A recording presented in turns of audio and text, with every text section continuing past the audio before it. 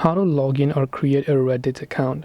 Now, if you've heard of the popular Reddit application and then you decide that you also want to create your Reddit account or log into your Reddit account if you already have one, it's a simple, straightforward process. You open the Reddit application and this is the type of interface that you will be able to see right here. Now, first of all, if you already have an account, right, in this case, you can actually continue and log in with your Google account if you had signed up using Google.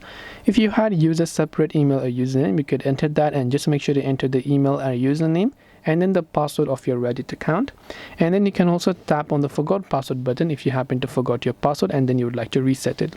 Now, if you don't have an account and you'd like to sign up instead, you can tap on the sign up button located at the top right hand side.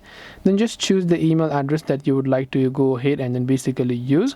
And after you've done that, you can simply agree to the terms and conditions, tap on the continue button. Then it will basically send a verification code to the email and then you will be able to also go ahead and then create your Reddit account. Otherwise, you can continue with the Google account if that's a simple, straightforward process. So I hope this video pretty much helped you. If you have any questions, feel free to leave them down. Thank you for watching and see you soon in the next video.